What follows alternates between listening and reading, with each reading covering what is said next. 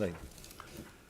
If I could just go on to Mr. Blank's submission. Yep, please. So, Ross is a retired veterinary surgeon who's lived and worked in Christchurch for 30 years.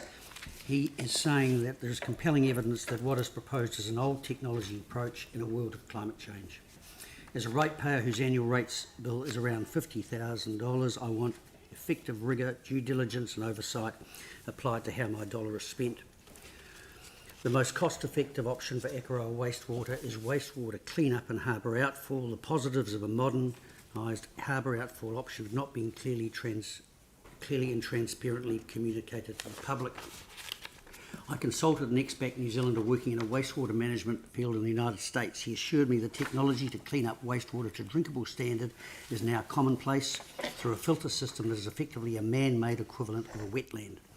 Cities and towns on big rivers in the United States use and reuse the water multiple times for drinking and general use. If council working groups are instructed to add weight to submissions from local iwi, then transparency about the percentage of that weighting would be useful. That weighting should be one part of a community objective of spending our collective money on the most intelligent, cost-effective and future-proofed option for Akaroa's water reticulation problems. I'm aware that a wetland is incorporated into the council's current wastewater plan to allow for accidental wastewater overflow to funnel through a wetland to Children's Bay. My plea is to the council to consult further with the iwi on the possibility of achieving cultural acceptance to the idea that a man-made wetland, as alluded to earlier, filtration plant, might be an acceptable alternative culturally via a long harbour outfall that would be environmentally safer option than piping the wastewater up to a shallower harbour where there is less tidal cleansing and the effect of a catastrophic weather event causing overflow. It might also be a culturally acceptable way of being able to reuse the water if everyone can accept the point that I'm making, which is that a membrane filtration is essentially a mechanical wetland. The wastewater network must be fixed first to avoid an almost inevitable catastrophic overflow which will occur as long as 70% of the water flow in the system is leaking into the wastewater from stormwater. There is no excuse for not capturing the cleaned up grey water for secondary use in Akaroa. Water shortages are already with us. Already native plantings and gardens are dying at some economic cost to ratepayers and the community.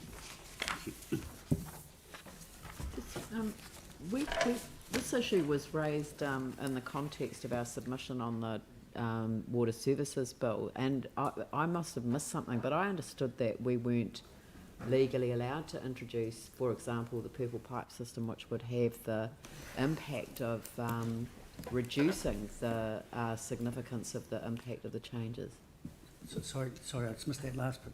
Well, that would make a huge difference if we were able to introduce a purple pipe system. But I was under the impression that there was a legal barrier to that. At the moment there is, but there are still submissions being heard on this bill.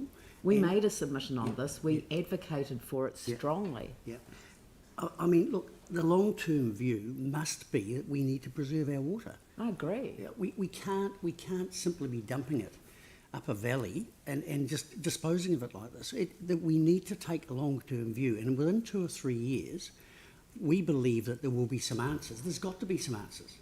There's got to be some answers. I mean, we're operating under a time frame, and there's multiple time frames. And I mean, I don't want to sidetrack onto the broader issue, which is not the subject for the LTP, but well, I am traversing the broader subject, which is not part of the LTP, so I won't do that. But I mean, I agree entirely, and the council backed a submission to central government for precisely that purpose.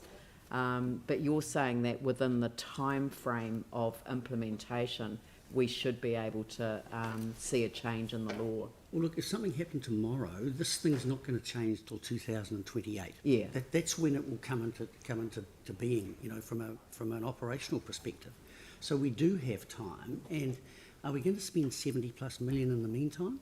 Resolution that we passed, which said things change in the law to come back to that option. right.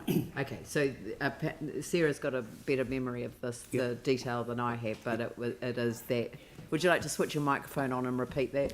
We did pass a resolution as part of the council that said that if things change, that's right, that staff have to come back straight away. And that's why we urge council to make that submission to the parliamentary. Yes, I know. We've made it. Yeah. And likewise, so are the Friends of Banks Peninsula. Yeah. And our understanding is they were very happy with both submissions. Yeah. So if things change, I felt we will that be able to. that point was well received, and the MPs who sat on the hearing, they were well aware of the subject before I arrived. Yeah. Yeah. Okay, thank you very much for thank your you. submissions, much appreciated.